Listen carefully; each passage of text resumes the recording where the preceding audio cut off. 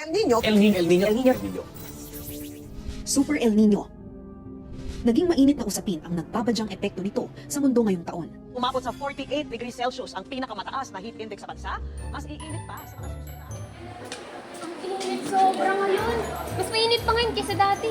Oo nga eh. Sabi sa balita dahil daw sa tagpuyot, kaya nakakaranas tayo na sobrang init ng panahon ngayon. Kaya pala maraming lugar yung problema sa tubig tsaka pananim nila, no? Pero alam niyo ba na ang drought ay hindi lamang tungkol sa mainit na panahon dahil ito sa mahabang panahon ng kakulangan sa ulan na nakakaapekto sa pagkain, tubig at pamumuhay ng bawat Pilipino. Ganun ba yun? Pero sa tingin ko, may magagawa pa naman tayong paraan. Tulad na lamang ng pagtitipid sa tubig, pagtatanim ng mga puno, pagiging maingat sa paggamit ng likas na yaman. Sa pamamagitan nito, makakatulong tayo na mabawasan yung epekto ng tagtuyot, lalo na kung magtutulong-tulong tayo na gawin ito. Basta lagi na naaral na kahit sa maliit na paraan, ito ay magiging malaki sa pagkain ng pagkain. Pero, ano nga ba ang pagkain? Guys, it's El Nino season na naman. Sobrang init! El Nino? Did you know, El Nino comes from the Spanish language and it literally means the little boy or the Christ child. El Nino is a natural climate phenomenon characterized by unusually warm surface water in the central and eastern Pacific Ocean, and it usually leads to dry conditions. Kaya pala. Now I know. Noong unang panahon kasi, madalas sila itong makita kapag Christmas season. Yup, you're right. Pero hindi ibig sabihin na every Christmas season lang nangyayari. Minsan, nagsisimula siya ng mid-year, tapos umaabot hanggang next year.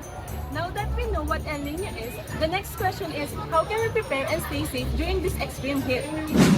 Worry no more, because we've got a plan. Wow, sige nga, anong gagawin natin?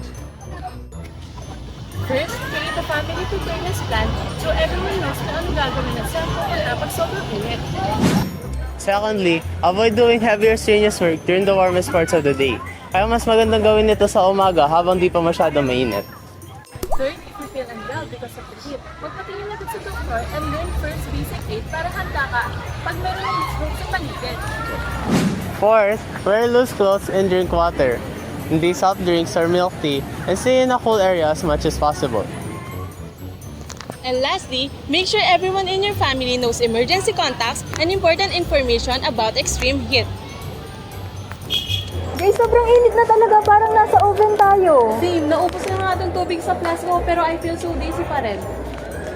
Baka heat exhaustion na yan. Alam niyo ba, pwedeng sa sobrang init, pwedeng magka-sunburn, heat exhaustion, or even worse, heat stroke.